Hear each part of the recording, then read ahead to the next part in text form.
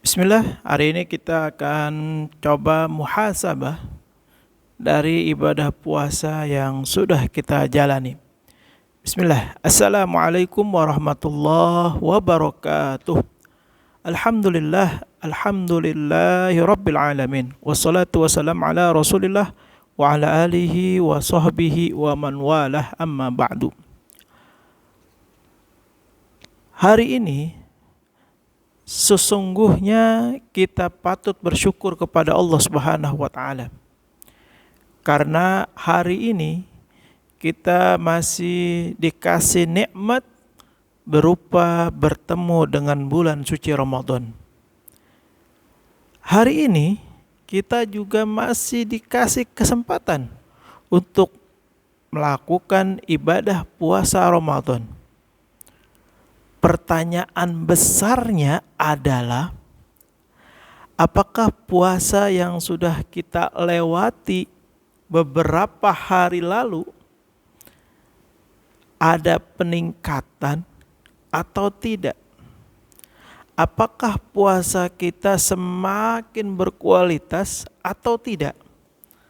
Tentu ada beberapa hal yang perlu kita perhatikan agar puasa kita semakin meningkat, puasa kita semakin optimal dan maksimal.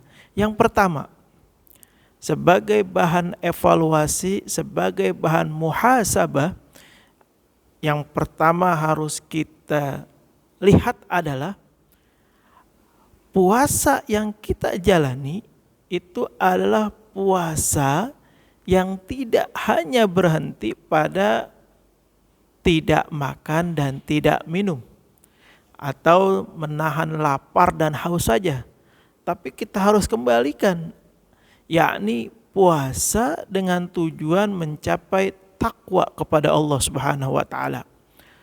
Tentu tujuan ini harus selalu kita gembor-gemborkan, harus kita dendangkan dalam diri kita. Terus hidupkan itu. Agar apa? Agar puasa yang kita jalani itu betul-betul menuju kepada ketakwaan. Ingat, takwa itu adalah derajat yang paling tinggi di sisi Allah. Maka ini butuh perjuangan. Yang pertama seperti itu. Yang kedua, bagaimana di dalam bulan suci Ramadan interaksi sosial kita dengan Al-Quran khususnya itu semakin intens, semakin berkualitas, semakin berkuantitas. Jadi kualitas dan kuantitasnya ya itu harus semakin bagus, semakin tinggi, terutama saat di bulan suci Ramadan ini. Kenapa?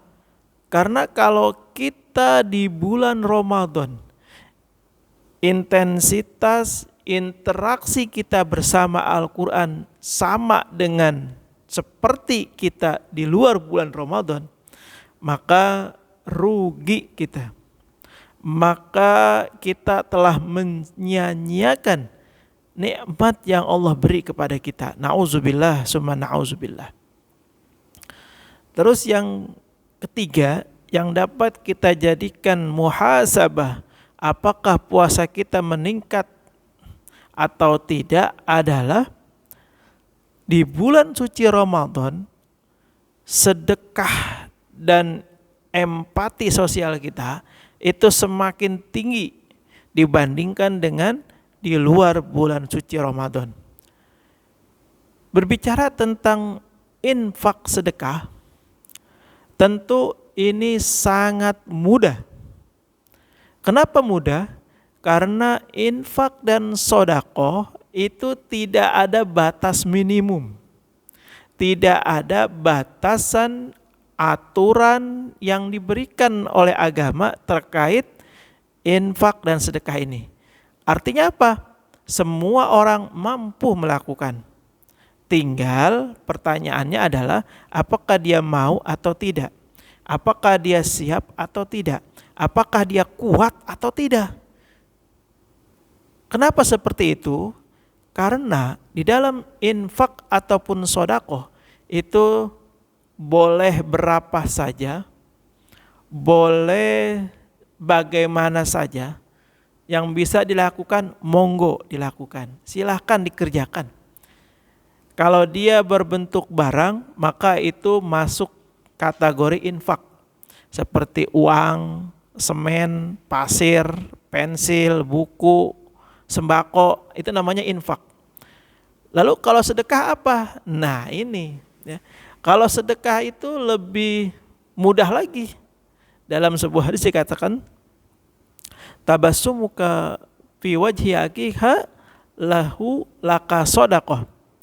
Senyummu kepada saudaramu itu adalah sedekah. Senyum aja sedekah. Artinya sedekah itu sesuatu yang tidak terlihat, yang itu bisa kita lakukan. Misalnya memberi ide, memberi tenaga, bantuan tenaga, nah itu sedekah. Senyum sedekah. Tapi kalau yang berupa benda kayak uang, pasir, semen, sembako dan lain sebagainya yang ada bentuk fisiknya, itu namanya infak.